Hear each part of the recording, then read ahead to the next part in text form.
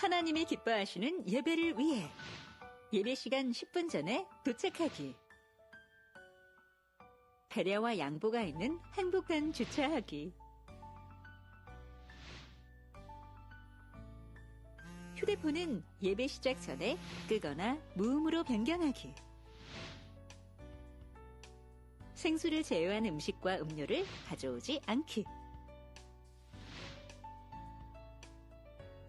새로 오셔서 등록을 원하시는 분들은 본당 입구 안내위원에게 말씀해 주시면 등록을 돕도록 하겠습니다. 작은 실천으로 우리 함께 은혜롭고 온전한 예배를 만들어가요. 할렐루야, 여러분 반갑습니다. 이부 목장 연합 예배에 나오신 여러분들을 주님의 이름으로 환영합니다.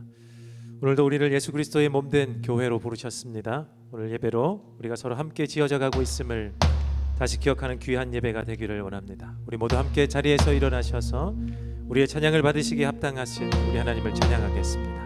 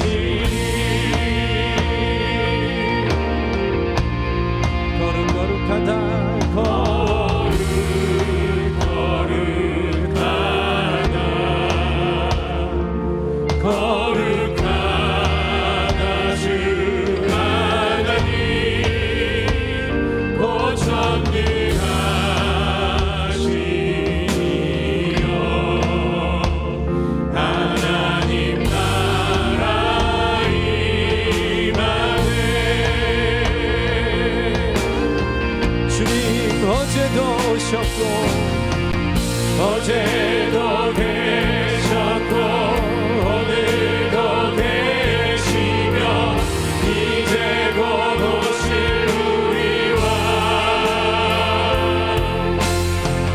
어제도 계셨고 오늘도 계시며 이제 곧 오실 우리와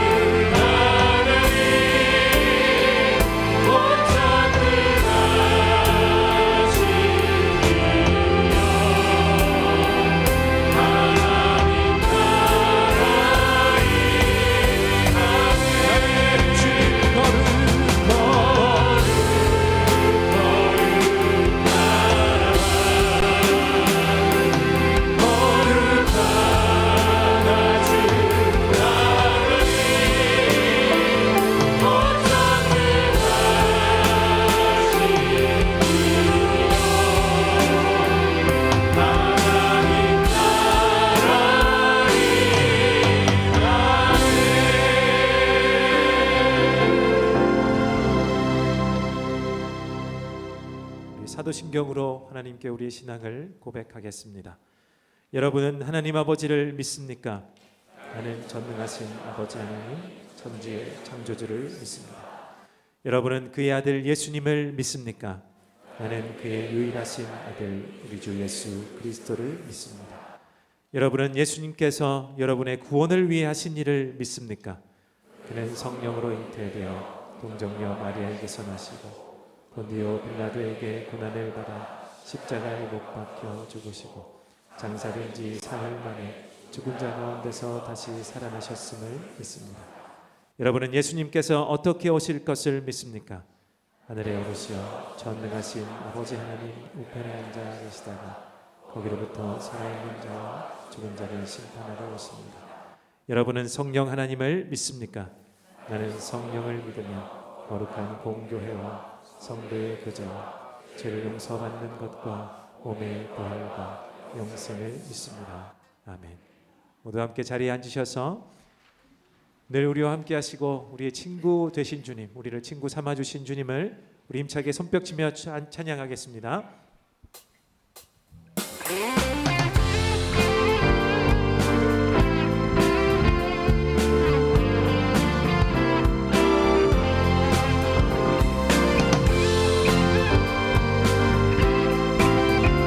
힘차게 손뼉치며 늘 의지하는 주님을 찬양합니다. 내가 늘 의지하는 예수 나의 상처 입은 심령을 불쌍하게 여기사 위로하여 주시니 기쁘신 나의 조르기 주의 손 의지하고 살 때 나를 해할 자가 없도다.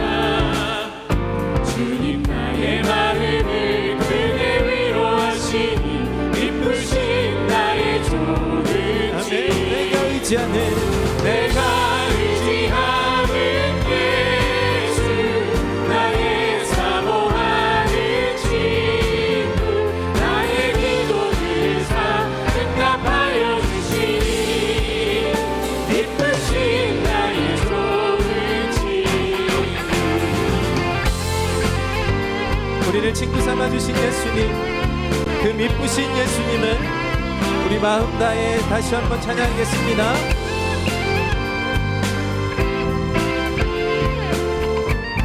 이 3절로 내가 요단강 건너가면 내가 요단강 건너가며 많이 두려워서 떨 때도 주가 인도하시니 어찌 두려워하랴.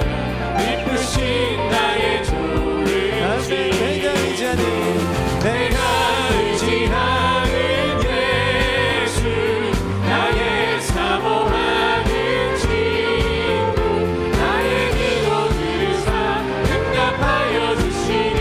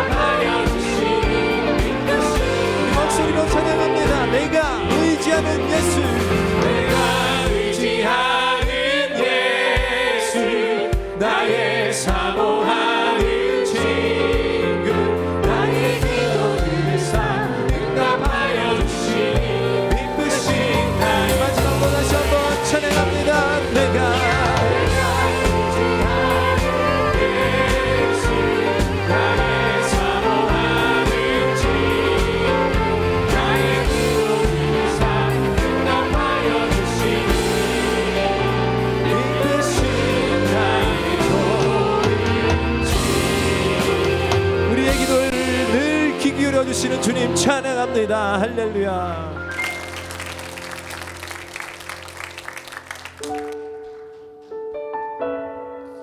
주님이 원하시는 교회, 우리 하나님께서 바라시는 교회가 되기를 바랍니다. 우리 고백하는 마음으로 교회라는 찬양 함께 부르겠습니다. 사랑이 넘치기보다 사랑이 넘치는 교회 섬기는 원하기보다 섬김의 기쁨 알아가는 교회 세상이 주목하기보다 주님이 주목하는 교회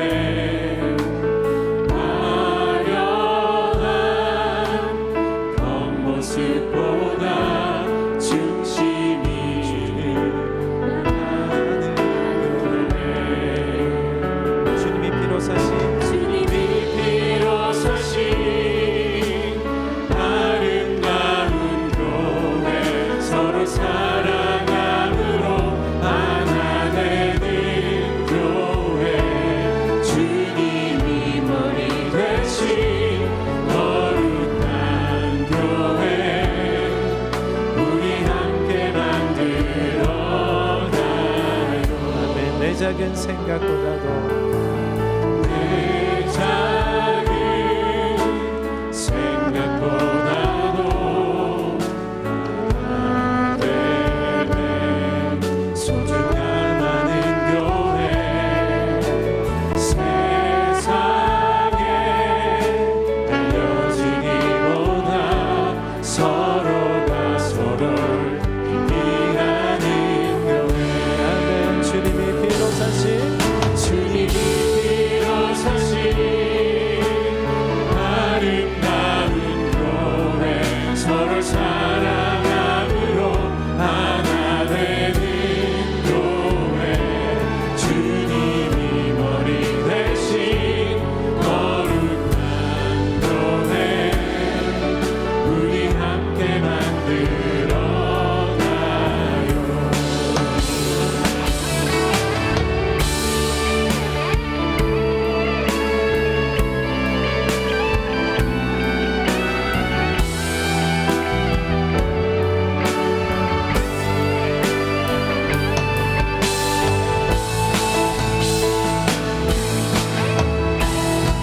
우리 다시 한번 주님이 피로 주님이 피로 사신 아름다운 교회 서로 사랑함으로 하나 되는 교회 주님이 머리 되신 거룩한 교회 우리 함께 다시 만들어가요. 한번 주님이 피로 사신 주님이 피로 사신 아름다운 교회 서로 사랑함으로 하나 되는 교회 주님이 머리 대신 거룩한 교회 우리 함께 만들어 우리 마지막으로 찬양합니다. 주님이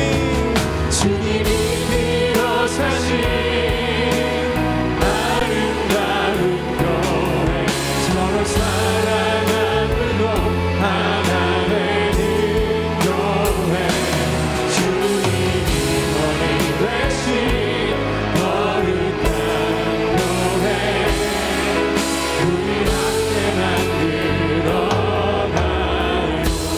우리 함께 만들어가요. 우리 함께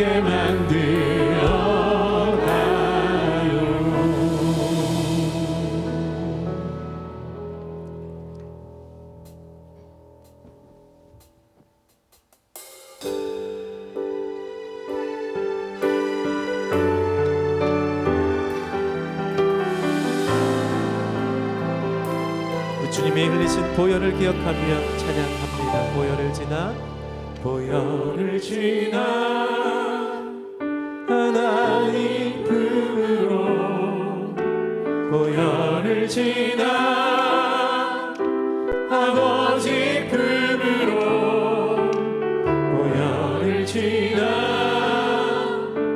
하나님 품으로 한 걸음씩 나가네.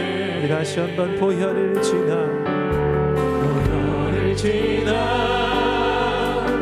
하나님 품으로 보혈을 지나 아버지 품으로 보혈을 지나 하나님 품으로 한 걸음씩 나가네. 존귀한 존귀한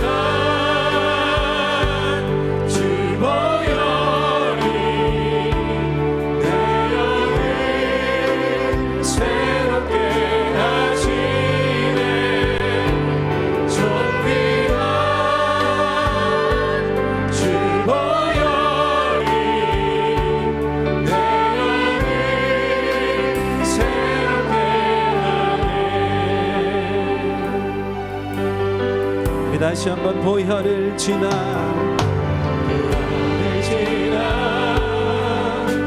하나님 품으로 보혈을 지나 아버지 품으로 보혈을 지나 하나님 품으로 한 걸음씩 나가. 다시 한번 보혈을 지나 보혈을 지나 하나님 품으로 보혈을 지나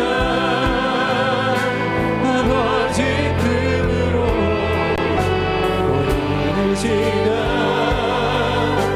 하나님 품으로 한 걸음씩 나가네. 주님 보혈을 존귀한 존귀한 주 보혈이 내 영을 새롭게 하시네. 존귀한 주 보혈이 내 영을 새롭게 하네. 주님 존귀한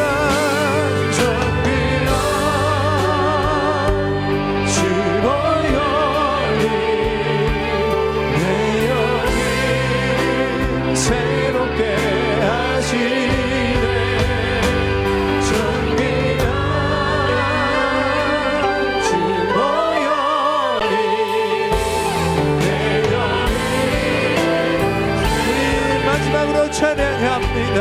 존귀한 주 보혈이 내 영을 새롭게 하시네. 존귀한 주 보혈이 내 영을 새롭게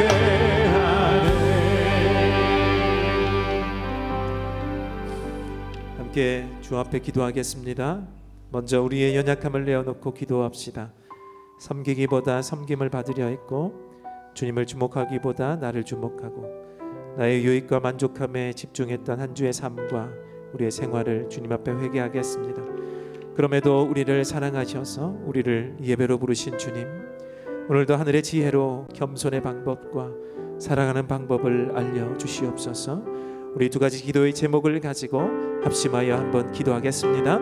하나님 감사합니다.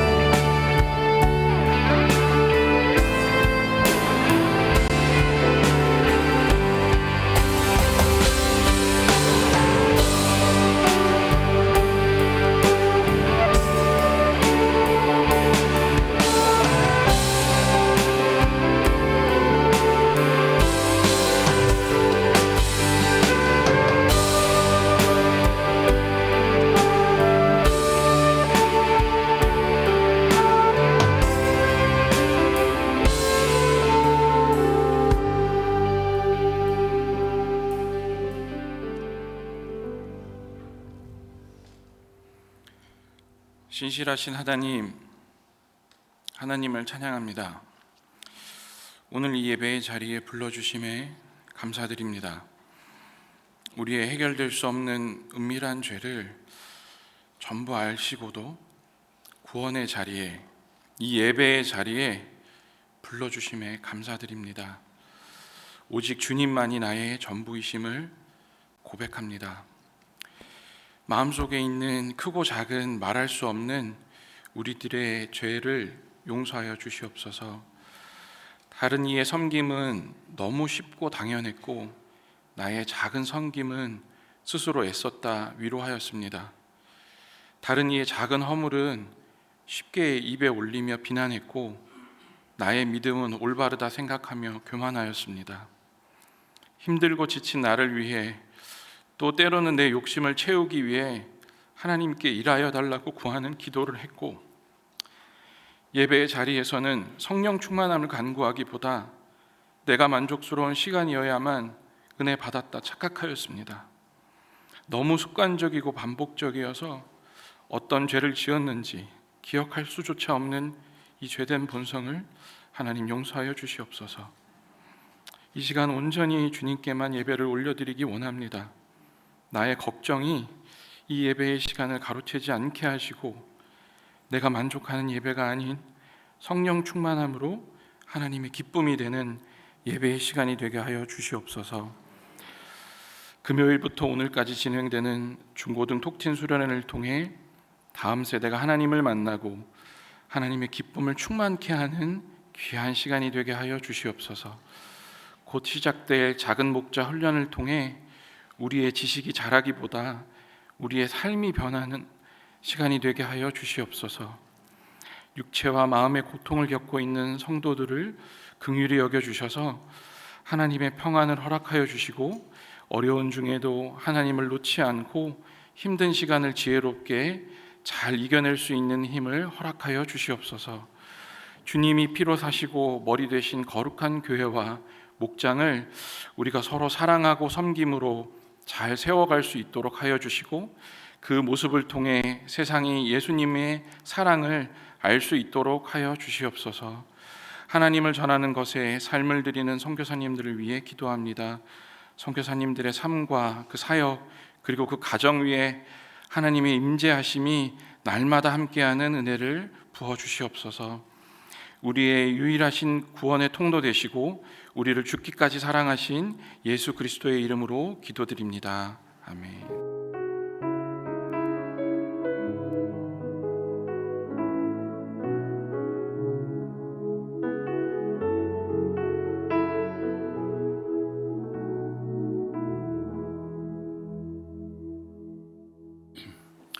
안녕하세요. 저는 CM 목장 목원 박재은이라고 합니다. CM 목장은 6개월 전부터 시작한 목장입니다.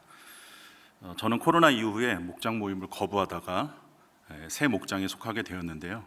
지난 6개월간 하나님께서 베풀어 주신 은혜와 그리고 제 변화를 이 시간에 나누려고 합니다. 목장 모임 첫 모임에서 목자님은 저에게 주일 예배 설교를 요약하는 일을 맡기셨습니다. 사실 이건 제 수면 시간이 줄어드는 일이었습니다. 제가 설교 시간에 잘 졸았거든요. 코를 곤다고 아내가 깨운 일도 다반사였습니다. 그때마다 저는 묵상 중이었다고 거짓말을 했습니다. 저는 지금 IT 회사를 운영하고 있습니다. 창업 8년 차인데요. 국가에서 기술력도 인정받고 투자도 잘 이루어지고 해외에서 러브콜도 많이 받은 회사입니다. 그래서 저는 제가 잘난 것으로 착각을 했습니다. 그러다가 코로나를 맞았습니다. 직원의 절반을 해고해야 했고 하나님께 살려달라고 부르짖었습니다. 시간이 지나면서 이제 안정은 되었지만 안정되고 또 회사는 수백억의 가치를 다시 인정을 받았습니다. 그런데 제게는 다시 교만이 찾아왔습니다. 금리가 인상되고 투자 계약을 맺었던 금융기업들이 금리를 이유로 다 투자 철회를 하면서 어려운 시간이 찾아왔습니다. 5명을 제외하고 모든 직원이 이틀 만에 사표를 제출을 했습니다. 그렇지만 저는 이 일을 해결하는데 하나님을 찾지 않았습니다. 신앙의 롤러코스터를 타는 이스라엘 백성들이 이해가 되지 않았었는데 딱 그게 제 모습이었습니다. 더 이상 아무것도 할 수 없는 상황에 이르고서야 부끄러웠지만 주님께 다시 무릎을 꿇었습니다. 그때 지금의 목장에 배속이 되었고 주님이 제게 처음 주신 일이 바로 설교를 요약하는 일이었습니다. 이것은 제게 은혜였습니다. 여호수아에게 말씀하셨던 것처럼 주야로 말씀을 묵상하고 실천해야 한다는 것을 다시 깨닫게 해주신 것입니다. 말씀이 모든 일의 시작인 것을 알려주셨습니다. 저는 이제 졸지 못합니다. 아니, 졸 수가 없습니다. 지금은 말씀과 기도보다 앞서지 않고 하루하루 이끄시는 대로 따라가고 있고, 묵상한 말씀을 회사 임원들과도 나누고 있습니다. 하나님께서 회복하고 계신 것을 바라보고 있습니다. 저는 지금 3부 찬양팀에서 일렉기타 연주로 섬기고 있습니다. 처음에는 이까짓것 하는 마음으로 시작했습니다. 그 인도하시는 목사님과 찬양팀장님이 의도하신지는 모르겠지만 제가 합류한 뒤로 그간 하지 못하셨던 기타 위주의 곡들을 선곡하기 시작하셨습니다. 일주일 만에 저는 겸손해졌습니다. 저는 공대생이었지만 음악을 좋아해서 어렸을 때부터 찬양팀에 소속되어서 많은 사역을 다녔습니다. 1년 365일 중 200여일을 공연과 집회로 보낼 정도였습니다. 결국 저는 음악을 공부하고 실용음악과 교수로, 작곡가로, 연주자로 살았습니다. 하지만 어느덧 저는 재물에 취해서 달란트를 하나님 나라 확장을 위해 쓰겠다던 제 서원은 퇴색해져 갔습니다. 소명이 사라지니 흥미도 의미도 잃어갔습니다. 인간관계에서도 상처만 커갔습니다. 강의하던 학교도 그만두고 음악도 그만둔 채 방금 말씀드린 사업에 집중하게 된 것입니다. 아이들이 자라면서 샘물 중고등학교 입학하고 은혜샘물교회에 오게 되었습니다. 학교에서 연주를 부탁하는 연락이 가끔 오긴 했지만 한두 번만 했을 뿐 저에게는 어울리지 않다고 생각했습니다. 하나님의 도구로 사용하겠다던 달란트가 제게는 그저 제 자신을 드러내는 교만으로 바뀌어 있었습니다. 목장 모임을 다시 시작하고 하나님과 관계를 회복하면서 기도할 때마다 하나님은 제 교만을 무너뜨리시며 부담을 남기셨습니다. 저는 그저 하나님께 쓰임받는 도구이고 청직이라는 사실을 깨닫게 하셨습니다. 하나님이 원하시는 곳에서만 사용하겠다고 했던 첫 마음도 떠오르게 하셨습니다. 너에게 있는 달란트가 너가 잘나서 내가 너에게 준 것 같냐? 도구답게 얼른 나와라, 이렇게 말씀하시는 것 같았습니다. 그렇게 지금은 예배에 사용되고 있습니다. 일렉기타는 근데 제 전공이 아닙니다. 하나님께서 절대 자랑하지 못하도록 하신 겁니다. 이미 살이 찐 제 손가락은 틀린 음을 누르기 일쑤고 머리와 몸은 따로 놉니다. 은혜가 아니고서는 절대 제가 있을 수 있는 자리가 아닙니다. 그저 감사함으로 작은 제 부분을 통해 성도 여러분들이 하나님을 찬양하며 만나는데 도구가 되기를 기도하며 임하고 있습니다. 10일 전에 저희 목장은 후원하는 선교사님이 계신 곳으로 온 가족이 선교 여행을 다녀왔습니다. 아이들도 함께 했습니다. 함께 예배를 드리고 삶을 나누었습니다. 선교사님 부부의 세밀한 삶의 이야기도 들었습니다. 개인적으로는 어디에서도 나누기 쉽지 않았을 기도 제목도 들을 수 있었습니다. 작지만 위로와 격려를 할 수 있어서 감사했습니다. 선교사님이 섬기는 중국인 선교 후보생들 모임에도 참여했습니다. 준비해간 중국어 찬양도 같이 불렀습니다. 언어가 다르지만 함께 같은 찬양을 부르고 우리 목장을 둘러싸고 그분들이 기도해 줄 때는 언어를 알아들 수는 없었지만 얼마나 간절히 하나님을 사모하는지를 알 수 있었습니다. 이 일을 통해 우리가 이 선교 여행을 왜 가게 되었는지를 주님께서는 깨닫게 해주셨습니다. 저는 대학 때 CCC라고 하는 한국 대학생 선교회에서 선교 훈련을 받았습니다. 전도하고 성경도 공부하고 방학 때마다 단기 선교를 떠나 찬양으로 복음을 전하는 일을 했었습니다. 하지만 저는 앞서 말씀드린 것처럼 소명을 잃은 채 이생의 자랑, 육신의 정욕, 안목의 정욕을 쫓아 살았습니다. 하나님은 끈질기게 제가 다시 돌아오기를 기다리셨고 여러 방법으로 저를 다그치셨습니다. 하지만 저는 알아듣지 못했습니다. 앞서 말씀드린 것처럼 부끄럽지만 쓰러지고 나서야 무릎을 꿇고 다시 목장 모임을 하고 주님과 관계가 회복되면서 하나님을 만나 가졌던 첫 마음을 기억나게 하셨습니다. 무엇보다 목자님 부부 그리고 목장 식구들이 저에게 본이 되었습니다. 작더라도 우리가 받은 은사를 흘려보내며 예수 제자의 삶을 살아야 한다는 것을 깨닫게 하셨습니다. 얼마 전 주보를 통해서 아프가니스탄 아이들이 영어를 지도할 자원봉사 교사를 모집한다는 광고를 보았습니다. 교회와는 거리가 있는 곳인데 저희 집에서는 너무 가까운 곳이었습니다. 너가 해라, 너가 해라 이렇게 말씀하시는 것 같았고 아내와 상의 후에 제가 연락을 했습니다. 저희 부부는 원래 전혀 이런 삶을 살던 부부가 아닙니다. 우리는 아니야 라고 생각했던 살았던 부부였습니다. 영어 교사가 구해지지 않아서 마침 기도 중이었다며 선교사님께서 너무 감사해하셨습니다. 사실 궁금한 것을 여쭤보려고 전화드린 건데 그 자리에서 하겠다고 말씀을 드리지 않을 수가 없었습니다. 아내의 동의도 구하지 않은 채 제 아내도 같이 할 거라고 질렀습니다. 지내온 6개월 동안 목장 가족들의 관심, 중보 그리고 하나님의 관계를 회복하면서 말씀을 따라 살기 위해 애쓰게 되었습니다. 이러한 마음들을 주신 것이 사실 제게는 너무나 놀라운 은혜입니다. 그 가운데서 주님께서 또한 제 마음을 치유해 주셨습니다. 그래서 지금은 주님이 주신 마음을 따라서 교회, 학교에서 필요한 부분을 섬기고 또 앞으로도 그리하려고 합니다. 하나님이 어떻게 사용하실지 기대하고 있습니다. 하지만 그 가운데서도 주님은 아무것도 자랑할 게 없도록 만들고 계시니 이 또한 제게는 은혜입니다. 제가 다시 돌아오기를 기다리시고 치유하시고 주님의 도구로 사용하신 은혜를 주신 하나님께 감사합니다. 감사합니다.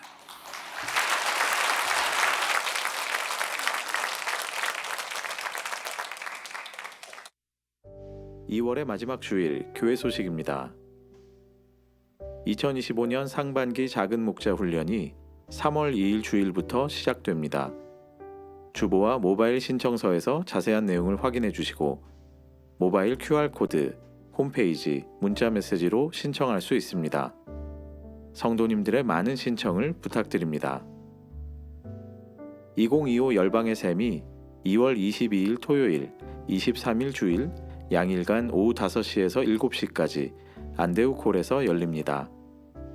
2025 열방의 셈은 단기봉사 참가를 위한 필수 과정입니다. 하나님의 나라를 이루는 선교적 삶으로 모든 성도님들을 초대합니다. 오늘 일부 예배 후부터 샘물관 로비에서 권사회 주관 바자회가 열립니다. 이번 바자회는 가을 바자회의 일부 상품만 미리 판매하는 것으로 고급 남성 아웃도어 제품을 저렴한 가격에 판매합니다. 함께 동참을 부탁드립니다. 3월 첫 주 목요일인 3월 6일 저녁 8시부터 목요 저녁 기도회를 시작합니다. 연령에 관계없이 누구나 참여할 수 있는 목요 저녁 기도회는 별관 D동에서 열립니다. 더불어 기도회를 함께 섬길 성도님을 모집합니다. 상세 내용은 주보를 참조해 주시기 바랍니다. 제3회 기독교 유적지 탐방단을 모집합니다. 4월 11일 금요일부터 13일 주일까지 2박 3일 일정으로 진행하는 이번 탐방은 천안과 대구를 중심으로 뿌려진 복음의 씨앗과 열매를 찾아갑니다. 모집 인원은 26명이고 선착순으로 마감됩니다. 주보의 상세 내용을 확인해 주시고 많은 참여 바랍니다. 금주의 교인 소식입니다.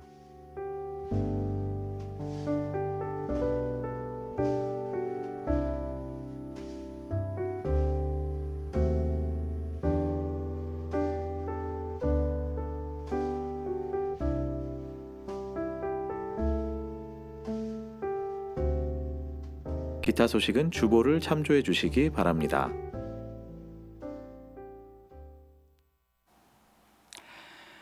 네, 샬롬 반갑습니다. 2부 목장 연합예배 오신 우리 성도님들 환영합니다. 잘 오셨습니다.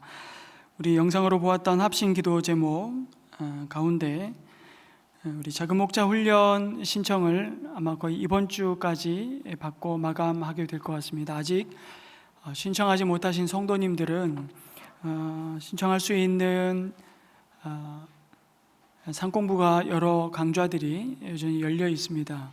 신청하셔서 꼭 올 상반기에 주님을 더 가까이 따라가는 그리고 우리 신앙의 성장이 있는 그런 한 해가 되었으면 좋겠습니다. 우리 오늘 총목자 모임이 있는 거 기억해 주시고 우리 모든 목자님들은 3부 예배 마치신 뒤에 1시 30분에 식당에서 총목자 모임으로 모이도록 하겠습니다.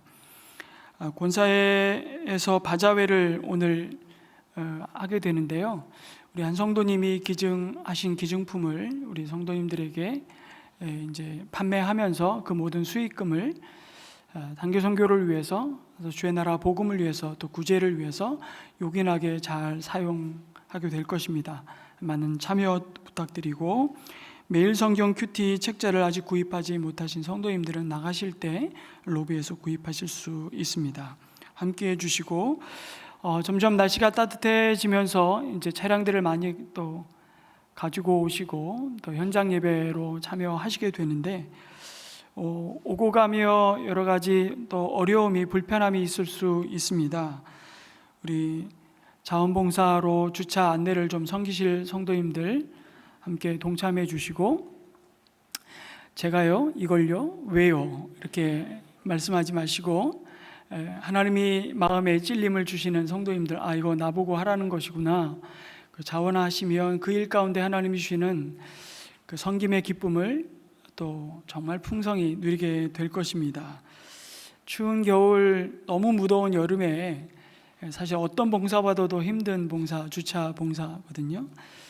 그래서 오래 지속하지 못하더라도 잠깐 틈이 나는 대로 함께 섬기길 원하시는 분도 환영합니다.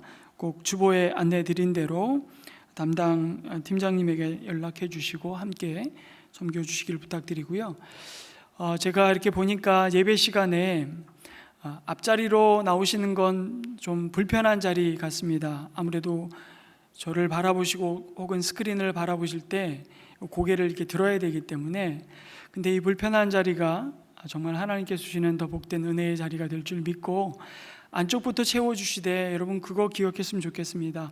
현장에 이 공간 안에 들어와서 예배드리고 싶어도 여러 가지 마음에 어려움이 있는 분들은 이곳에 오셔서 예배드릴 수 없는 분들이 있습니다. 그런 분들이 가급적이면 중간에라도 이렇게 나가실 수 있도록 배려해 주시고, 나는 괜찮다 생각하시는 분들이 안쪽으로 앉아주시면 우리 예배 가운데도 불편함이 없을 것 같고요.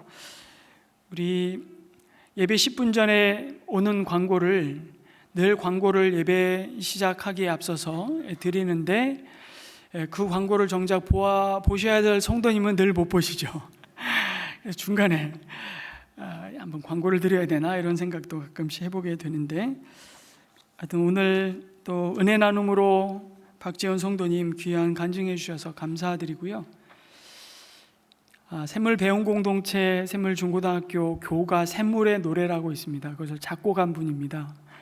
그래서 이 곡을 부를 때마다 곡이 너무 좋고, 멜로디뿐만 아니라 또 그 가사와 함께 우리 자녀들에게 얼마나 큰 도전과 또 섬기는 예수 제자로 세워져 가는 이 교육 공동체가 얼마나 귀한 은혜를 누리고 있는지를 우리 학부모들이 자신이 받은 하나님의 은사를 가지고 이 모양 저 모양으로 구석구석 이렇게 섬기는 기쁨을 누리고 있다는 게 또 감사드리고, 새로운 또 도전과 함께 순종의 길을 결단하신 거 축하드리고 또 축복합니다.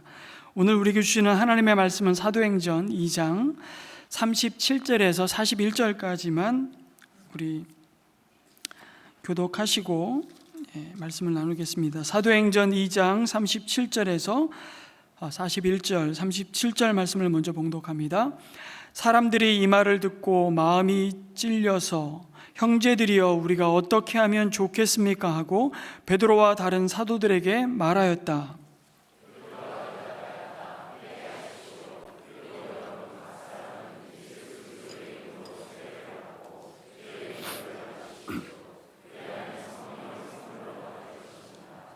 이 약속은 여러분과 여러분의 자녀와 또 멀리 떨어져 있는 모든 사람, 곧 우리 주 하나님께서 부르시는 모든 사람에게 주신 것입니다.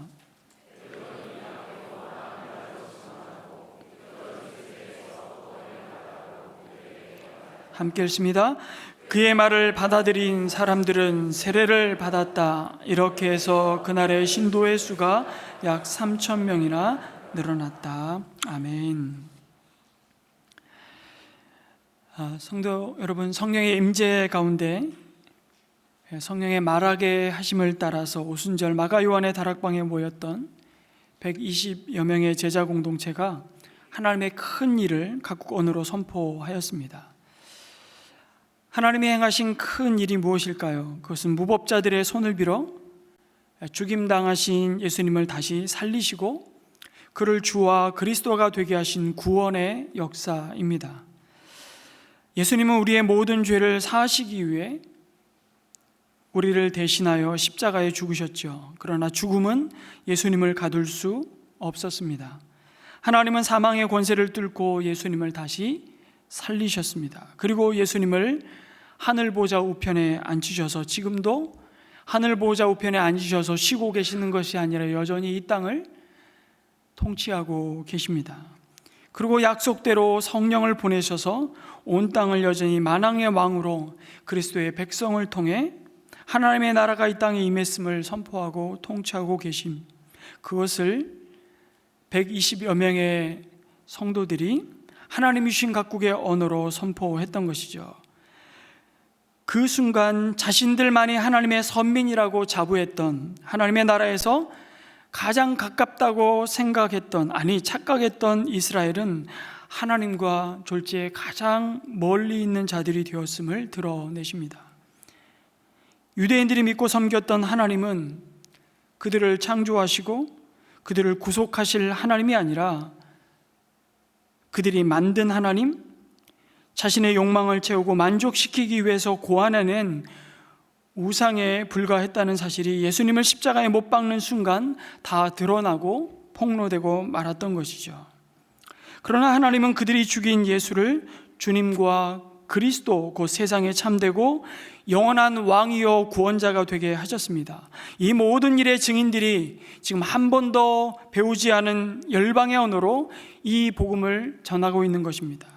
그것은 세술에 취한 것이 아니라 오래전 요엘과 다윗의 예언을 통해 이미 약속하신 대로 성령이 오셔서 행하시는 놀라운 구원의 역사임을 너희들이 왜 모르느냐고 도전하고 있습니다. 그리고 오늘 우리가 함께 읽은 말씀에서 이스라엘 백성들은 드디어 아주 중대한 갈림길에 서 있음을 보게 되는 것입니다. 어떤 갈림길입니까? 이 베드로의 설교를 진실하다고 하나님이 그들을 향해서 주시는 말씀으로 믿느냐, 아니면 거절할 것인가, 둘 중에 하나입니다. 예수는 자신을 하나님이 보내신 메시아라고 주장하며 사람들을 감언 이설로 속이는 사기꾼이든지 미치광이이든지 아니면 죽음을 이기시고 부활하신 예수님이야말로 약속대로 하나님이 이 땅에 보내신 구원자 메시아이든지 그들은 선택해야만 했던 것입니다. 오늘 베드로가 이 설교를 하면서 사실 설교문 전문을 성경에 기록하고 있지는 않습니다. 설교의 내용 우리가 읽어도 5분도 채 걸리지 않잖아요. 그래서 40절에 이 밖에도 많은 말로 증언하고 삐뚤어진 세대에서, 이 패역한 세대에서 구원을 받으라고 그들을 도전하고 있습니다. 아마 이때 베드로는 주님을 처음 만났던, 본인이 회심을 경험한 그 사건을 아마 간증했을 것입니다. 그리고 그 한 대목을 우리는 누가복음 5장의 말씀으로 이번 주에 큐티를 통해서 묵상했죠. 어떤 내용입니까? 베드로를 찾아오시는 그 예수님을 베드로가 계속 거부하며 도망다니다가 결국 작은 억지 순종이 결정적인 인생의 변화를 경험하는 사건을 우리 가운데 말씀해주고 있습니다. 누가복음 5장에 보면 그 사건은 예수를 선생님에서 주님으로 만나는 순간이었다고 말씀합니다. 갈릴리 호숫가에 물고기를 잡는 어부에서 사람을 전 낚는다는 표현 너무 싫더라고요. 요즘 하도 이단들이 사람을 낚아가지고, 그게 아니라 사람을 건지는, 사람을 살리는 사람의 어부로 그를 부르고 계시는 장면이죠. 예수님의 소문을 듣고 무리가 예수님께 밀려왔다고 말씀합니다. 그의 입을 통해 증거되는 하나님의 말씀을 듣기 원했던 것이죠.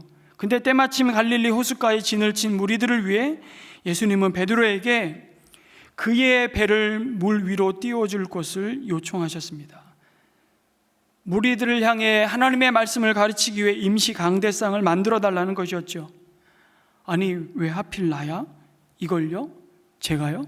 왜요? 피곤해 죽겠는데. 속으로 이런 생각했을지도 모릅니다. 그 타이밍이 어부들에겐 참으로 고약한 시간이었던 것이죠. 밤새도록 그물질을 했을 어부들, 그리고 그 다음 날을 위해 그물을 빨리 손질하고 집으로 돌아가야 할 시간에 몰려온, 여러분, 그 사람들이 뭐 그리 반가웠겠습니까?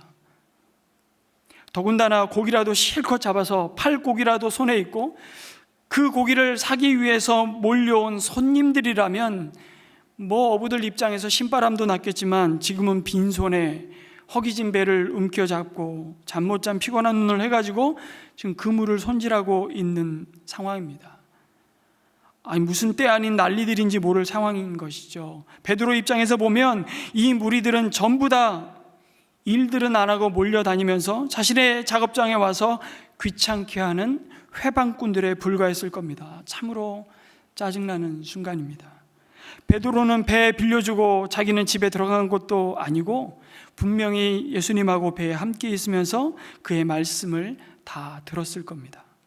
그런데 이 작은 순종이 베드로를 말씀 앞에 붙잡아 매죠.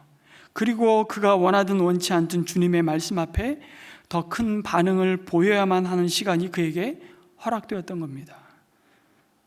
우리 박재훈 성도님이 원하든 원치 않든 좋을 수 없게 만드는 상황 앞에 선 것처럼 베드로가 주님의 말씀 앞에 그냥 붙들어 메어져 있는 상황입니다. 그 말씀을 마치자 예수님은 뜬금없이 베드로에게 깊은 데로 가서 그물을 내려 고기를 잡으라고 명령하십니다. 여러분, 베드로의 입장에서 보면 참 기가 막히고 무례하다고 느낄 수 있는 말씀이죠. 아니, 아무리 자기가 랍비라고는 하지만 참 주제 넘는 행동을 한다고 말할 만하지 않습니까? 이 업은 내가 전문가인데, 내가 잔뼈가 굵은 전문가인데, 아니 목수인 저 예수가 깊은 데로 가서 그물을 내리라고? 지금 무슨 얘기를 하고 있는지, 이게 무슨 배를 빌려준 베드로에게 보상이라도 주려고 하는 말인가요? 그러니까 어찌 보면 굉장히 불쾌하고 기분 나쁜 요구입니다. 그런데 이때 베드로는 그의 일생에 어쩌면 가장 중요한, 물론 그 당시에는 자신의 그 행동이 자신의 일생에 얼마나 중요한 순간이 될 것이라는 것을 아마 전혀 몰랐을 것입니다. 하지만 베드로는 자신의 입으로 선생님이라 부르는 예수의 말에 순종하죠. 도대체 그때 베드로는 무슨 마음으로 그랬을까요? 사람의 상식으로 알다가도 모를 순종이었지만 말씀해 보니까 한 가지 단서만 우리에게 주고 있습니다. 뭐라고 얘기하냐면 말씀을 따라, 개역개정에는 그 말씀에 의지하여 내가 그물을 내리겠습니다 라고 그럽니다. 참 놀라운 순간 아닙니까? 내 감정과 내 상식과 내 경험에 의지하지 않고, 참으로 지금 내 생각으로는 동의하지도 않고, 아니 사실 동의하고 싶지도 않지만 선생님의 말씀에 의지하여 내가 깊은 데로 나아가 그물을 내려보겠다고 말하고 있는 겁니다. 기분에 의지하지 않고, 그의 전문성에 의지하여 그물을 내리지 않고 베드로는 말씀에 의지하여 순종하였습니다. 뭔지는 설명할 수 없지만, 다 이해할 수 없지만 베드로는 무리들을 향해서 하나님의 말씀을 가르치시던 그 시간, 주님과 한 배를 타고 그 무기력하고 참 무의미할 수 있었던 시간들을 그냥 멍 때린 채 무관심한 채로 보내지 않고 그 자신을 그 말씀 앞에 드렸던 것입니다. 그리고 깊은 데로 나아가는 이 순종이 말씀드린 대로 그의 일생을 가장 가치 있고 영원한 것을 소유하기 위해 드려지는 인생으로 변화되는 첫걸음이 되었던 것이죠. 물론 이후에도 베드로는 주님의 부르심에 합당한 그릇으로 빚어지기 위해 또 다른 터닝 포인트를 여러 번 지나갑니다. 그러나 그 모든 순간순간을 가능하게 했던 것이 바로 베드로를 찾아오셔서 그가 가장 무기력하다고 느껴질 때 말도 안 되는 요구를 하시는 주님의 말씀에 순종한 결과임을 그는 결코 잊지 않았을 것입니다. 그리고 그 많은 말로 성령의 오순절 이후에 성령이 그에게 하나님의 크신 일을 선포하고 그 자신이 복음으로 말미암아 변화된, 예수님을 만남으로 변화된 그 삶의 흔적, 그 은혜의 흔적을 고백하며 간증하며 이때의 사건을 전 얘기했다고 생각합니다. 하나님의 은혜를 경험하는 원리가 그런 것 같아요. 때로는 믿음이 있어서 순종을 하지만 많은 경우에는 이해가 안 되고 모든 상황이 무의미해 보이는 순간에도 하나님이 우리의 삶을 새롭게 빚으실 것을 기대하며 말씀을 단순하게 순종할 때 비로소 하나님은 하나님의 일을 시작하시는 것입니다. 기적이 일어납니다. 억지로 순종할 수밖에 없었지만 그 결과는 사람의 생애를 송두리째 바꾸는 구원의 역사를 경험하게 되는 것이죠. 그리고 그 말씀에 의지하여 순종할 때 하나님은 우리가 생각할 수 없는, 기대할 수 없었던 새 일을 행하시겠다고 말씀합니다. 베드로는 말씀에 의지하여 그물을 내린 결과 그물이 찢어질 만큼 힘이 많은 고기를 잡습니다. 그 전날의 피곤이 한순간에 날아가는 만선이었습니다.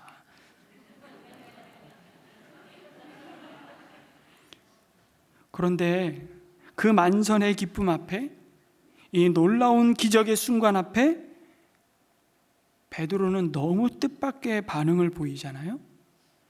그 반응은 상식적인 반응이 아니었습니다. 여러분, 고기를 이렇게 잡았으면 그 일에 도움을 준 예수님과 이제 어떻게 딜을 할까 고민해야 되지 않겠습니까? 몇 대 몇으로 나눌까? 그런데 베드로는 누가복음 5장 8절에 보면 이렇게 고백합니다. 같이 한번 읽을까요? 시작. 이를 보고 예수의 무릎 아래에 엎드려 이르되 주님, 나에게서 떠나 주십시오. 나는 죄인입니다. 라고 고백합니다. 그가 갑자기 호수에서 하나님의 음성을 들었나요? 너에게 깊은 데로 나아가 그물을 내리라고 하신 그 예수가 바로 내가 보낸 메시아, 구원자다, 그리스도다 라는 음성을 들었나요? 아니요. 그가 호수에서 저분이 하나님의 아들이라는 글씨를 보았나요? 아니요. 그는 지난밤 한 마리의 물고기도 자기 그물에 들어오지 않는 어쩌면 아주 씁쓸한 경험을 했습니다. 예수님이 깊은 데로 가서 그물을 내려보라는 말씀을 듣고 순종은 했지만 설마 했을지 모릅니다. 아니, 오히려 내가 당신이 얼마나 엉터리 같은 랍비인지를 내가 증명해 보이겠다는 마음으로 아마 깊은 데로 노를 저어 갔을지도 모르겠습니다. 그런데 분명히 자기의 상식으로는, 자기의 경험으로는 물고기가 없어야 할 그곳에 물고기가 엄청 많이 나타났죠. 그 사실 앞에 그는 깨달은 것입니다. 저분이 물고기의 길을 인도하시는 분이시구나. 저분이 모든 것의 주인이시고 모든 것을 다스리시는 분이시다. 저분이 없이 살아왔던 내 삶은 뭔가 잘못된 것이었구나. 이것을 깨달은 것이죠. 물론 그 전에 그의 집에 찾아오셔서 이미 그의 병든 장모의 몸을 치유하여 주셨습니다. 그리고 이미 그의 동생 안드레를 통해서 예수께로 가보자고 그 베드로를 데리고 예수 앞에 찾아갔던 적도 있습니다. 그리고 드디어 자신에게 말씀하셨던 분이 선생님이 아니라 주님이심을 보게 된 것이죠.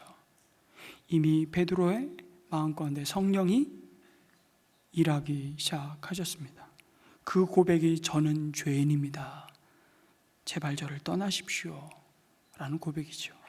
비로소 기적 앞에 자신이 죄인이라는 베드로의 자각이 시작되었던 것입니다. 여러분, 죄인은 두 종류가 있다고 합니다. 자기가 죄인인 것을 발견하고 인정하는 죄인과 자기가 죄인인 것을 발견하지 못한 죄인이 있다고. 주님은 의인을 부르러 온 곳이 아니라 죄인을 부르러 왔다고 하셨는데, 아니 그렇다면 의인이 있다는 얘기인가요? 아닙니다. 의인은 없나니 하나도 없다고 말씀하셨죠. 오직 스스로 의인이라고 착각하고 혹은 스스로 의인이라고 자신을 속이고 외식하는 죄인이 있을 뿐입니다. 그렇습니다. 여러분, 참된 기적을 경험한 자의 마땅한 반응이 무엇입니까? 하나님이 행하신 기적을 경험한 자에게 나타나는 참된 반응은 두려움입니다. 베드로의 첫 반응, 인간적인 눈으로 볼 때 사람의 상식으로는 이상하지만 예수님의 위대하심에 비해 자신이 얼마나 한없이 무가치한 존재를 자각하는 고백, 깊은 찔림이 바로 나는 죄인입니다. 나를 떠나소서 주님 이라는 고백이었죠. 여러분, 오순절 이 베드로의 설교를 들은 무리들에게 동일한 자각이 일어났음을 오늘 말씀은 우리에게 보여줍니다. 그들의 마음에 찔림을 받았다고. 당신들이 죽인 저 예수를 하나님은 당신의 구원자요, 당신의 주인으로 삼으셨습니다. 그 말씀 앞에, 그 복음 앞에 그 무리들은 깊이 찔림을 받습니다. 여기 찔렀다는 것은 날카롭게 가해지는 고통을 의미합니다. 찔렀다는 것은 그냥 살짝 벤 정도가 아니라 사실은 관통했다는 뜻이죠. 우리의 마음의 심령을 그 말씀이 관통해버렸습니다. 베드로를 통해 선포된 복음 앞에 그냥 감동이 아니라 어쩌면 깊은 후회와 자기 책망의 감정이 밀려온 것입니다. 성령께서 말씀하실 때 나타나는 자연스러운 반응이죠. 오순절에 모였던 무리들은 변명하지 않았습니다. 얼마든지 십자가의 사건은 자신들과 상관없는 일이라고 책임을 회피할 수 있었습니다.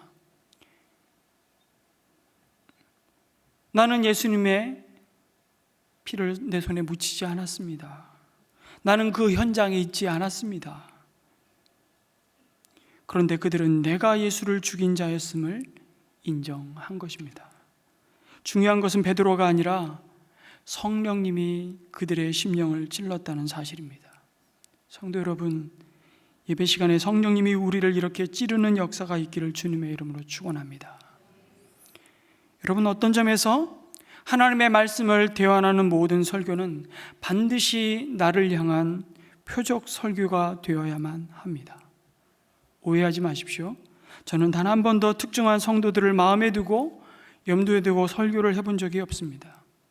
그런데 말씀을 전하고 그 말씀 앞에 서다 보면, 그리고 그 말씀을 적용하다 보면 이상하게도 아마 여러분 자신은 아니, 목사님이 꼭 나를 향해 표적 설교했다고 느끼실 때가 있을 겁니다.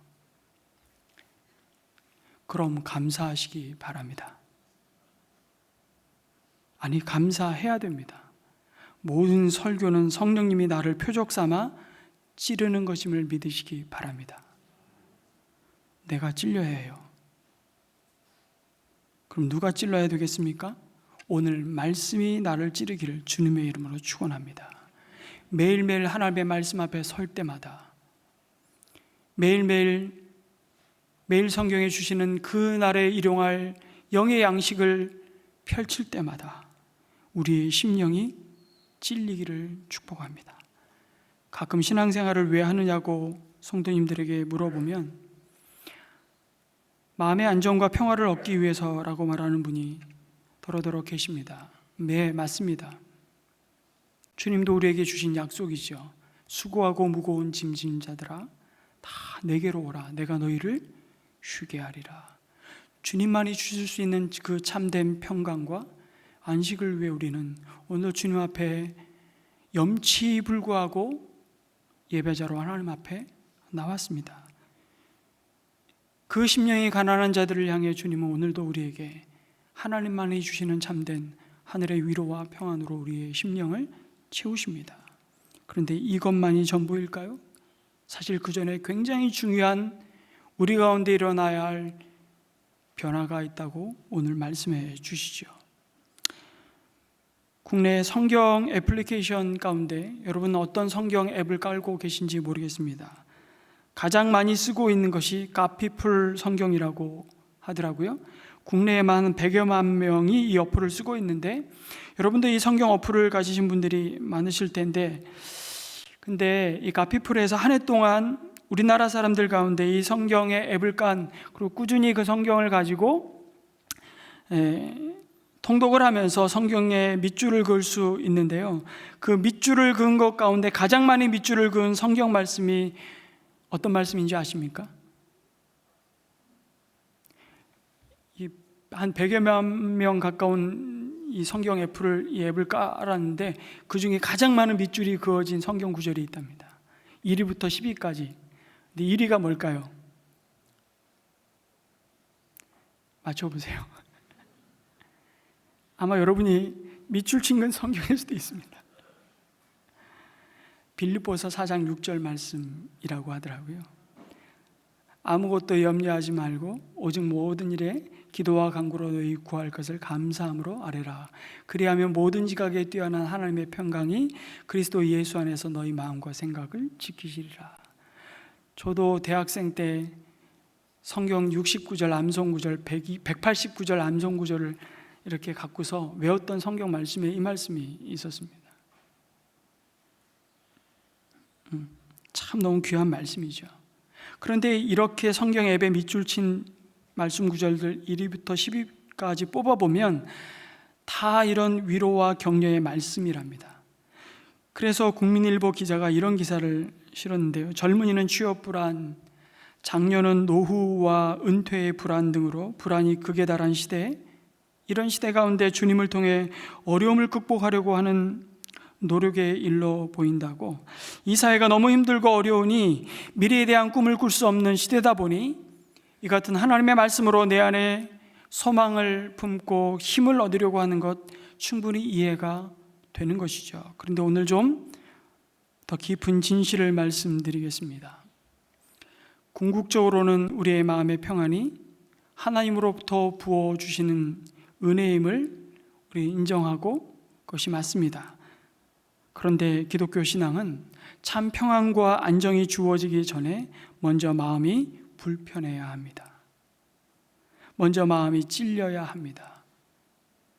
그 죄를 알고 회개해야 되는 것이 먼저입니다. 기독교는 결코 사람들에게 달콤한 말로 평안할 것이라고만 얘기해 주는 종교가 아닙니다.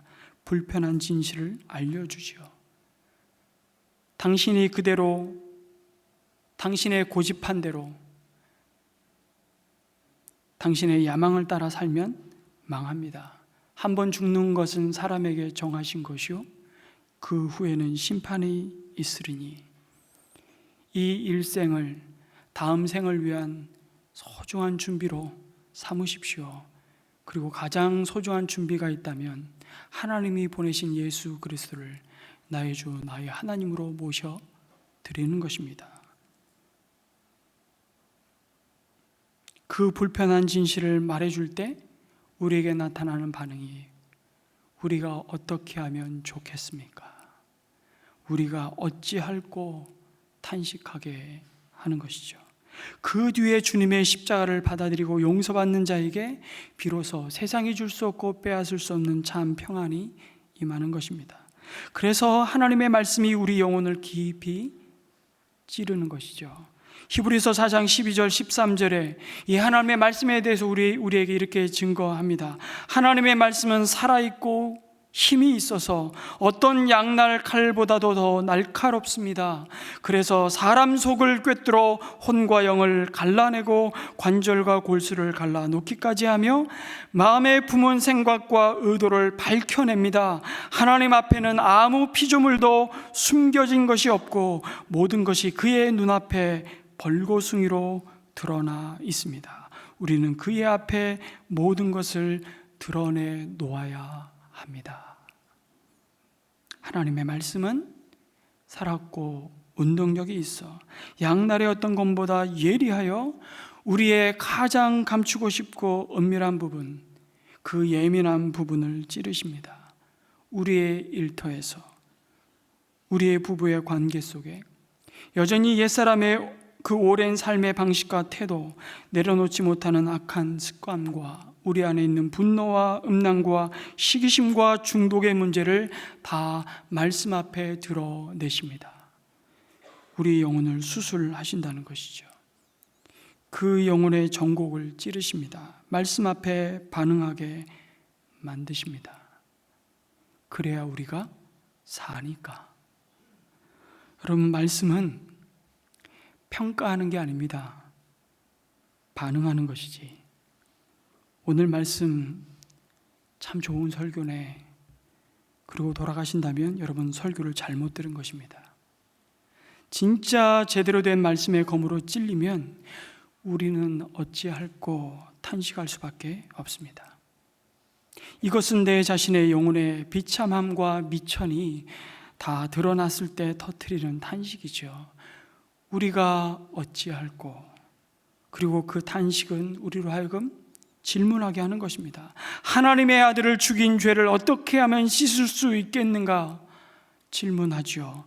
그것은 나와 전혀 상관없던 십자가 예수님이 곧 내가 죽인 그리스도였음을 인정하는 순간입니다. 그리고 이 질문은 그들로 하여금 회개하도록 이끌어 가십니다.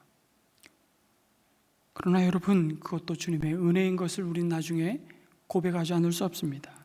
마음에 찔린다고 다 회개하는 것이 아니기 때문이죠. 가룟 유다도 마음의 찔림을 받았습니다. 그러나 그는 자살을 선택했습니다.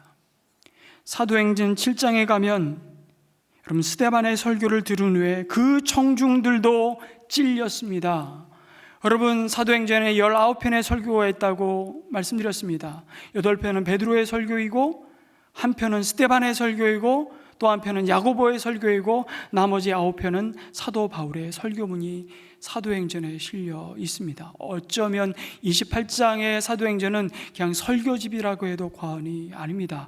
근데 그 중에 가장 긴, 그리고 어찌 보면 설교 전문이 다 실려 있는 말씀이 스데반의 설교입니다. 그 스데반의 설교를 듣고 청중들이 찔렸다니까요. 그러나 그들은 그 복음을 전한 스데반을 향해 이를 갈았습니다. 사도행전 7장 54절의 말씀 같이 한번 읽습니다. 시작. 그들이 이 말을 듣고 마음에 찔려 그를 향하여 이를 갈거늘. 그리고 이어지는 말씀에 큰 소리를 지르며 그들의 귀를 막았다라고 말씀합니다. 그들의 귀를 막고 그 복음을 전한 스데반을 돌로 쳐 죽였습니다. 스데반의 설교가 베드로의 설교보다 2% 부족했을까요? 뭔가 좀 감동이 덜 했을까요? 아니요. 스데반의 설교는 너무 놀랍습니다. 오직하면 베드로의 설교는 다 잘라먹고 엑기스만 딱 기록했는데 스데반의 설교는 전문을 다 실어놨어요. 그게 설교가 문제가 아니라 그 설교를 듣는 회중의 마음이 그 말씀을 받아들이지 않고 거부한 것이죠. 그래서 선포된 말씀에 귀를 열어 듣고 그 말씀 앞에 질문한다는 것은, 우리가 어찌할꼬 질문한다는 것은 대단한 용기가 필요한 일이죠. 그것은 자신들이 붙들고 있는 신념과 확신을, 가치를 하나님의 말씀 앞에 다 내려놓고 하나님의 말씀을 수용하고 내 삶을 수정할 각오를 하겠다는 결단인 것입니다. 여기에서 비로소 회심이 시작됩니다. 믿음은 바로 영혼의 귀를 열고 말씀을 듣는 데서부터 시작되기 때문입니다. 그 말씀에 해석해주는 내 삶의 현주소를 정직하게 겸손하게 직면하는 데서부터 회개는 시작됩니다. 왜 교회가 이렇게 수치를 당할 만큼 어려워졌을까요? 저는 질문하지 않기 때문이라고 생각합니다. 더 이상 생각하지 않기 때문이라고. 복음에 합당한 삶을 어떻게 살아야 하는지에 대한 질문을 하고 그 질문에 대답하시는 하나님의 말씀을 듣지 않기 때문입니다. 그냥 천국 가는 티켓 받았으면 되고 이 땅에서 축복받고 건강하게 복 누리고 받으면 전부라고 생각합니다. 그거 중요하죠. 그러나 그것은 전부가 아닙니다. 이런 점에서 역시 성도들이 참 좋아하는 성경 구절이 있습니다. 저는 1위부터 10위까지가 도대체 어떤 구절인지 그건 내가 조사를 안 해봤는데 반드시 이 구절을 들어갈 것 같아요. 요한 3서 1장 2절 말씀입니다. 한번 같이 읽을까요? 시작. 사랑하는 자여 내 영혼이 잘됨 같이 내가 범사에 잘되고 강건하기를 내가 간구하노라. 아멘이십니까? 아멘. 아멘 하면 안 될 것 같죠, 갑자기. 이거 하나님의 약속의 말씀인데요. 사실 이거는 사도 요한이 그 초대교회 성도를 향한 인사의 말입니다. 그런데 여러분, 이 말씀에 반복되는 구절이 있죠. 잘되다라는 구절이 반복됩니다. 잘됨 같이, 잘되다. 근데 원어로는 이 잘되다라는 뜻이 좋은 길이라는 뜻입니다. 다시 말해 잘 된다는 것은 좋은 길을 간다는 뜻이죠. 대개 사람들은 좋은 길을 넓게 포장된 길이라고 생각합니다. 그러나 진짜 좋은 길은 도로의 여건이나 상황이 아니라 내가 가야 할 목적지로 인도해 주는 길이 좋은 길입니다. 동의하십니까? 자신의 욕망과 결부시켜 평탄대로를 달리게 하는 길이 아니라 어쩌면 그것은 좋게 보일지 모르나 죄송합니다, 망하는 길입니다. 우리 박재현 성도님이 계속 탄탄대로를 걸어가셨다면 오늘 이 자리에 아마 안 쓰셨을 겁니다. 그래서 그 낮추심이 하나님의 은혜일 수 있습니다. 아니, 그게 하나님의 자비이십니다. 우리 인생의 궁극적인 목적이 되신 예수 그리스도께 이끌어 줄 수 있는 길이 좋은 길입니다. 이 말은 결국 옳게 사는 것이 잘 되는 것이라고 말씀하는 것이죠. 그리고 요한 사도는 이어지는 3절, 4절에서 이렇게 선포합니다. 같이 읽겠습니다. 시작. 형제들이 와서 내게 있는 진리를 증언하되 내가 진리 안에서 행한다 하니 내가 심히 기뻐하노라.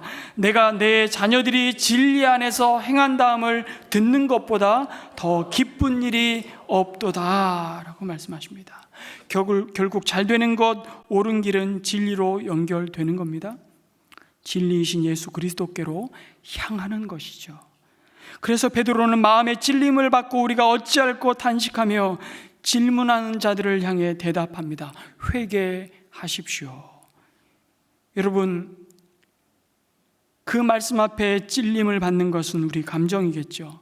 어찌할꼬 탄식하는 것은 우리의 의지적인 결단입니다. 그렇다면 회개는 그 결단을 구체적인 행동으로 순종하는 겁니다. 돌아서는 행동이죠. 회개는 적극적인 행동입니다. 회개는 무엇이냐면 죄송합니다. I'm sorry. 이거 아닙니다. 너무 후회된다. 후회하는 것, 자책하는 것 아닙니다. 회개는 뭐냐면 인생의 길을 바꿔버리는 것입니다. 옳은 길로 전진해 나가는 그 몸부림, 그것이 회개가 되는 것이죠. 베드로에게 있어 이 회개는 모든 것을 버려두고 예수님을 따르는 것이었습니다. 회개는 그래서 어디로부터 돌아서는 것이죠. 그리고 사실은 어디를 향해 나아가는 것입니다. 돌아섬과 동시에 우리의 길이 되신 예수님을 향하여, 우리의 목적이 되신, 우리의 목적지가 되신 주님을 향하여 나아가는 삶이 회개입니다. 회개는 결국 죄에서 돌아서고 예수님을 바라보고 그분을 향해 나아가는 것입니다. 그래서 회개는 더 이상 내 마음에 가득한 우상을 따르는 길에서 내 안에 계신 거룩한 성령을 따라 하나님께로, 어둠에서 빛으로, 거짓에서 진리로 돌아서는 것입니다. 죽음에서 생명으로 향하죠. 죽음을 묵상하는 곳으로, 가득 찬 세상에서 생명을 묵상하는 자리로 이동하는 겁니다. 내가 내 삶의 주인이었던 자리에서 예수님이 내 주인이 되시는 자리로 옮기는 것입니다. 한마디로 회개는 주인을, 내 삶의 주인을 바꾸는 일입니다. 뭐라고요? 회개는 내 주인을 바꾸는 일입니다. 그래서 아주 구체적으로 우리를 얽어매고 죄의 종로로 타는 자리, 땅의 지체들을 죽이고 어둠의 일을 벗어버리고 의의 종로로 타는 자리로 옮겨가는 것입니다. 한마디로 죽음으로부터 돌아서는 것이죠. 성령님은 성도들로 하여금 끊임없이 오늘도 회개하도록 도전하십니다. 왜요? 여러분들에게 수치심을 주려고 하는 게 아니에요. 죄를 지적하는 이유는 뭘까요?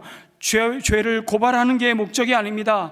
마귀도 여러분 죄를 들추어냅니다. 그 이유는 마귀는 끊임없이 죽이려고, 정죄하려고 그 죄를 들추어내죠. 그러나 복음 안에서, 예수님 안에서 죄를 드러내는 것은 사실 우리를 살리려고 하는 것입니다. 근본적으로 달라요. 여러분, 병원 가서 암덩어리를 찾아내는 것은 그 사람을 죽이려고 하는 것이 아닙니다. 그것을 찾아내서 그 사람을 살리려고 하는 것입니다. 죄에 대한 자유함을 주려고 하는 것이죠. 죄의 결박에서 해방시키려고 하는 것입니다. 그 회개가 없다면, 돌이킴이 없다면 여전히 우리는 죄에 속박되어, 결박되어 죄의 종로로 타는 삶을 사는 것입니다. 복음 안에서 주어지는 엄청난 자유의 풍성함이 있는데 회개하지 않으면 그 단계로 들어갈 수가 없는 것이죠. 예수님으로부터, 예수님이 가져오신 그 생명의 부유함을 더 풍성히 누리기를 원한다고 주님은 약속해 주셨습니다. 이제 선포된 하나님의 말씀 앞에 우리가 어찌할꼬 탄식하는 자들을 향해 베드로는 말합니다. 여러분, 각 사람은 예수 그리스도의 이름으로 세례를 받으십시오. 그리고 죄의 용서를 받으라고 말씀합니다. 여러분, 세례가 뭡니까?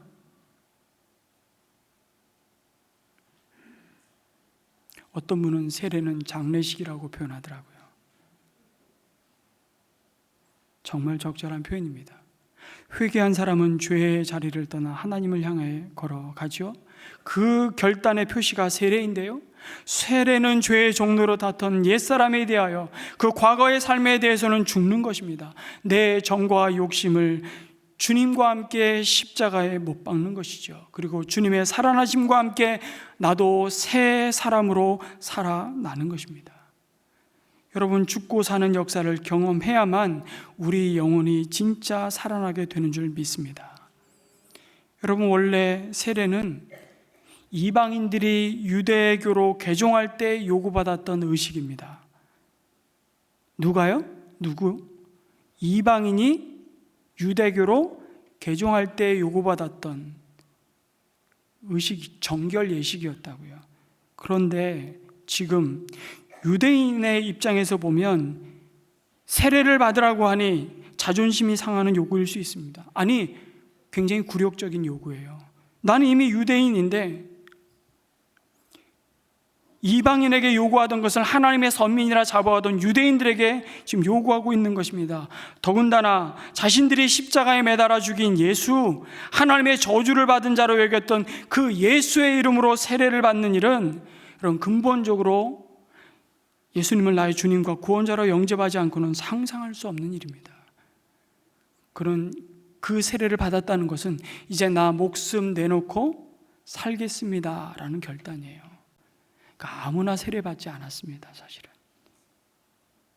우리는 보통 학습받고 세례받는데 6개월, 길면 1년 걸리죠. 생명의 상 공부 저하고 하셔야 됩니다. 그런데 적어도 그 당시에는 3년에 걸쳐서 이 사람이 진짜 그리스도로 말미암아 옛사람 죄에 대해서는 죽고 주님과 함께 산 자인지를 철저하게 그의 회심을 확인하고 검증했습니다. 예배당 문을 들어올 때 문지기가 있었습니다. 초대교회는 아무나 들어올 수 없었어요. 진짜 당신이 예수 믿는 사람 맞는지 확인하고 들여보냈다고 하더라고요. 여러분, 세례는 단순한 구원을 받는 조건이나 표가 아닙니다.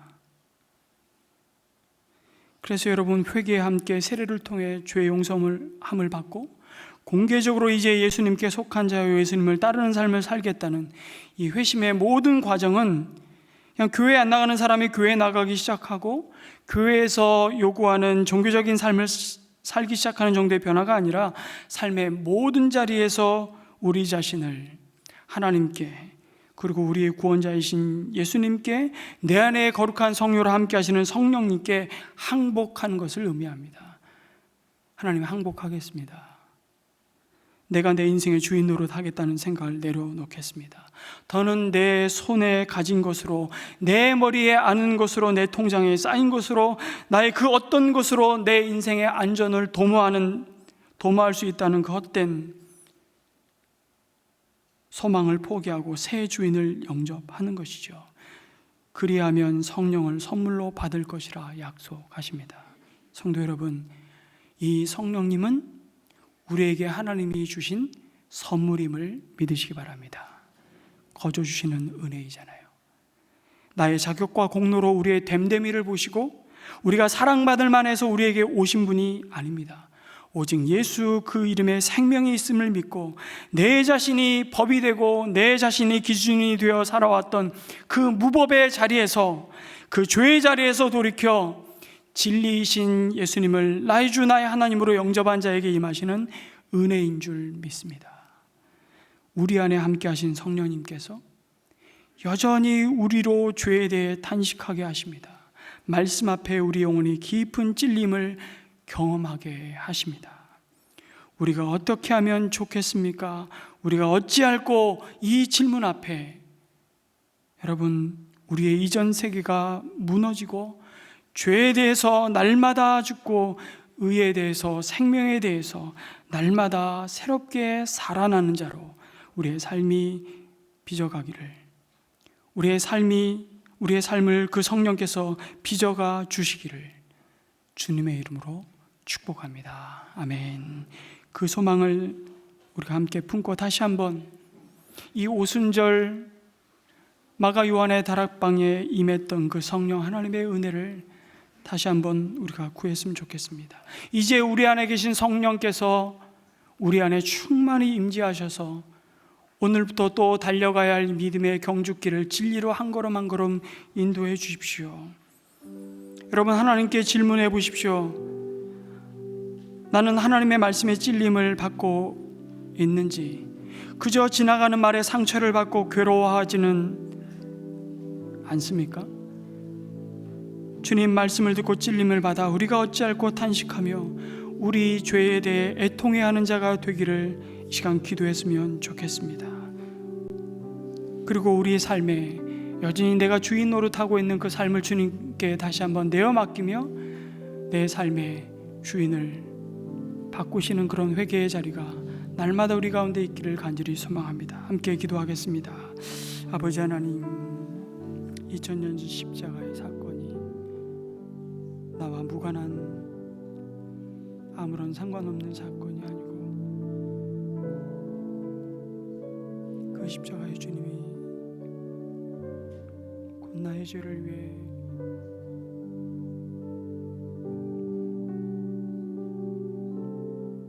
달리신 주님임을 고백하며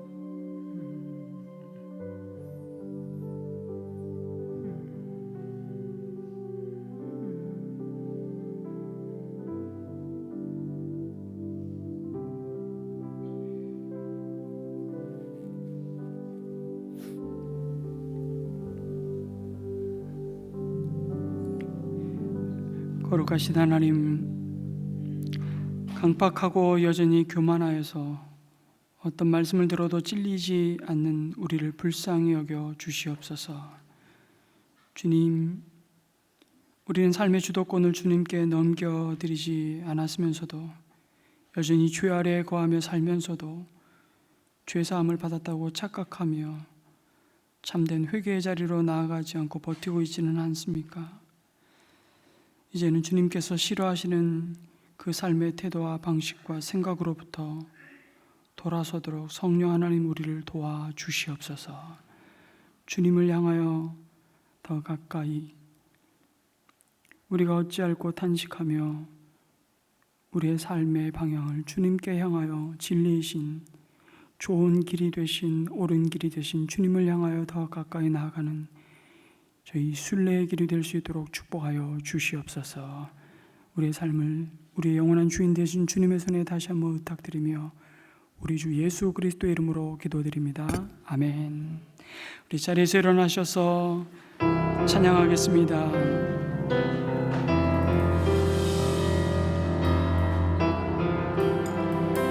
깊은 절망의 수렁 가운데, 깊은 절망의 수렁 가운데 주님께 닿을 수 없던 우리, 어두운 밤 중에 하늘을 향해 주의 이름 나 부를 때 어둠을 뚫고